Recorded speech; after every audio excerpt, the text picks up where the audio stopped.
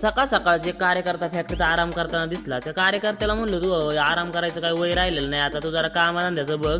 कार्यकर्त्याला हुसकून दिल्यानंतर कार्यकर्त्याला रागाने बघत घरी गेला होता. आता बहुतेक घरनं पाहुणं रावळ घेऊन येत असते भांडणं करायला. तर नमस्कार पब्लिक, आपलं स्वागत आहे आपलं नवीन ब्लॉगमध्ये. आपण सकाळ सकाळ गाडीला किक मारून डायरेक्ट निघालो होतो थेऊरला आलोय म्हणलं गणपतीच्या पाया पडल्याशिवाय जायचं नसतंय.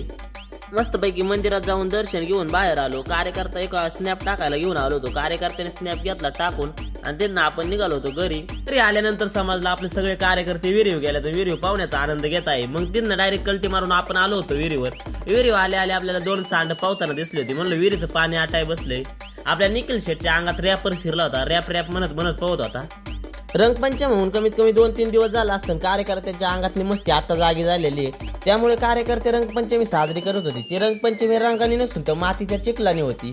आता यांची रंगपंचमी बघून रोडची लोक तर तोंडाकडे बघत होती. त्यामुळे आपली चव जाणवत होती 100%. कार्यकर्त्यांना विहिरीचं पाणी कमी पडलं, त्यामुळे कार्यकर्ते कॅन्डाने पाणी आणून रस्त्यावर पाणी पंचम साजरी करत होते.